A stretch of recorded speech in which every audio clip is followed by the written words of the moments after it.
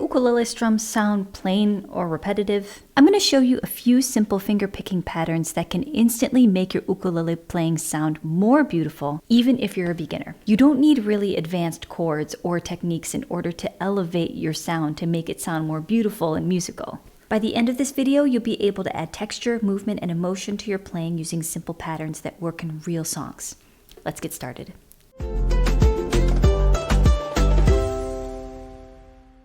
The first pattern is thumb, fingers, thumb, fingers, thumb, fingers, thumb, fingers on eighth notes. So my thumb is going to be assigned to the C string, and my index will be assigned to the E string. Middle finger will be assigned to the A string. First, I'm going to pluck my thumb, the C string, with my thumb, and then I'm going to take these two fingers right here, and I am going to pluck them at the same time. So we have thumb, fingers, thumb, fingers, thumb, fingers, thumb, fingers. Something that helps people a lot is that they take their pinky and they just plant it on top of the instrument. Helps anchor their fingers a little bit more. Thumb, fingers, thumb, fingers, thumb, fingers, thumb, fingers. Now I just demonstrated this on a C chord. I'm going to start switching chords and you're going to hear how the finger picking pattern stays consistent, but as I'm switching chords, that's where the changes that you hear, and I'm not doing anything different with my finger picking hand. So I'm going to switch between a C, G, A minor, and F. Here we go. 1 and 2 and 3 and 4 and...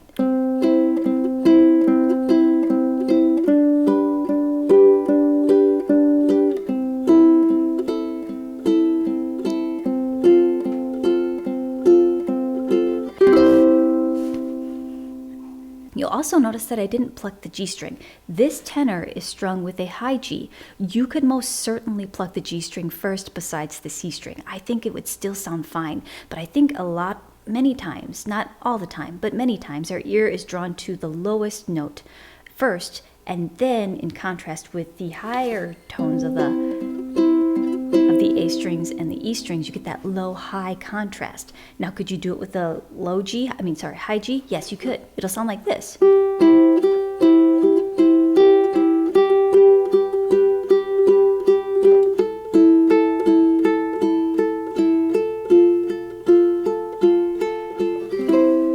It's not wrong, it just has a different feel. So give that a try and just figure out which one is going to be appropriate for the song that you're playing and which one you like best, because if you like it better, do it.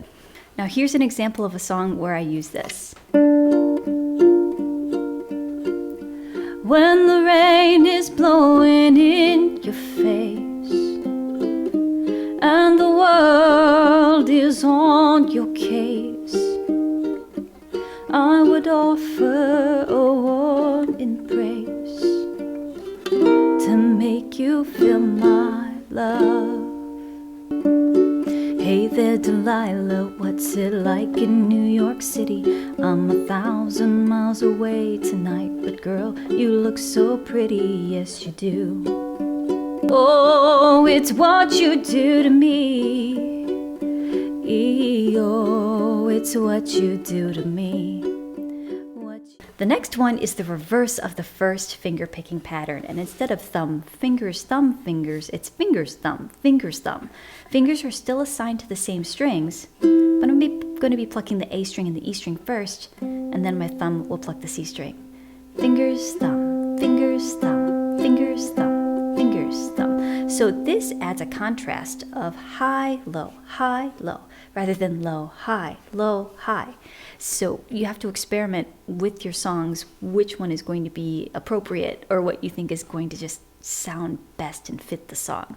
Here's a song that I like to use for this finger picking pattern. I'll fly away, oh glory, I'll fly away. When I die, hallelujah, by and by, I'll fly away. You are my sunshine, my only sunshine. You make me happy when skies are gray. You'll never know, dear, how much I love you. Please don't take my sunshine away. The next one I call the thumb fingers tap. Nothing technical there. It just sounds like I just said it. So it sounds like this. Thumb fingers tap. Okay, so I'm just going to demonstrate this on a C chord at first, and then my thumb is going to first pluck the C string, and then my index and my middle fingers, they're basically going to be assigned to the E string, my index finger, and then my middle finger to the A string, like this. So first I pluck the C string with my thumb, and then I hook these two fingers kind of underneath the strings, and I pluck them at the same time. So we have thumb, fingers, and then you're going to tap on count 2. So we have thumb, fingers, tap. And really I'm just taking my fingers and I'm tapping them on the strings. Also, what you can do is that you can bring it a little closer to the neck like this, so you get more of a click. And this portion of my palm is also going to be touching the strings, because that's where the strings are muted and then they stop them from vibrating. So you get a nice clear stop. So it's thumb, fingers, tap. This portion of my palm, you see that it's covering all of these strings. My thumb is more so in charge of this G string right here. And that tap kind of comes from my fingernails on top of the instrument. Do you see that? Right there. I feel like it's easier when it's closer to here. You can also do it here as well if you wanted to over the sound hole. Like that. And you get a little tap there. So the fingernails are what creates the tapping sound on top of the ukulele. Like that. And then the muting part is very, very important. I'm taking my palm and I'm laying it across the strings like this. All right, so let's try that together. Thumb, fingers, tap. Thumb, fingers, tap. Here we go. Thumb, fingers, tap. Thumb, fingers, tap. Thumb, fingers, tap. Thumb, fingers, tap. Now on the and of 2, we are going to pluck these 3 strings that we were plucking before, and then you're going to tap again on count 4. So if we're going to count that, it would be 1 and 2 and 3 and 4 and 1 and 2 and 3 and 4 and thumb, fingers, tap, fingers, tap. Thumb, fingers, tap, fingers, tap. Thumb, fingers, tap, fingers, tap. Thumb, fingers, tap, fingers, tap. Hear that? If you speed it up a little bit, and then try switching between some chords.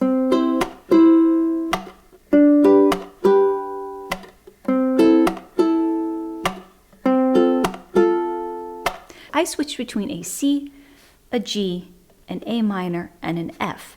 Now you noticed I only plucked with these 3 strings, and I have a high G strung on this tenor. If you were to pluck the high G string, that's totally fine first besides the C string, but I feel like your ear just wants to hear the lowest note first and then plucks the other strings, the higher ones, right? It's that low, high contrast. If you have a low G, that really does help a lot too, because then your ear gravitates toward that low G, so then you'd want to pluck the G string. You can also alternate between the two. The point is that you have the rhythm, you have the pattern, and you really can't go wrong no matter what string you pluck first, or actually any of the strings, as long as you keep them within that rhythm of thumb, fingers, tap, thumb, fingers, tap, fingers, tap.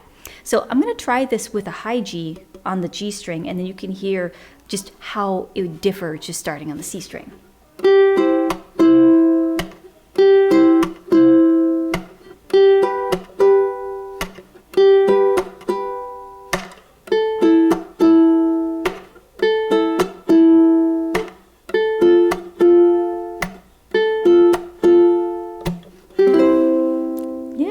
So I don't think you really can go wrong, but you can hear the difference and experiment between the two of either plucking the C string first or the G string first. But either way, like I said before, you can't go wrong just as long as you keep your fingers within a chord, because either way, I think it's going to sound really pretty. Here's an example of where I love to use this pattern. When the night has come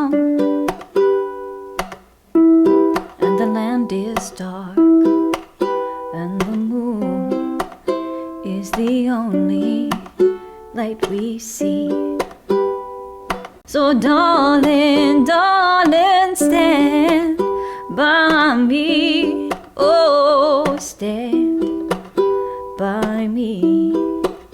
Oh, stand now. Stand by me. Stand by me. I do have a full tutorial for that song with that finger picking pattern, so I'm going to link that over here if you're interested in learning it. If you like this video, please give it a thumbs up. They let me know that you like these videos and you'd like to see more. Also, let me know in the comment section below which pattern you thought was your favorite. Okay, standby video is over here, and I will see you in the next one. Remember, you are loved. Bye.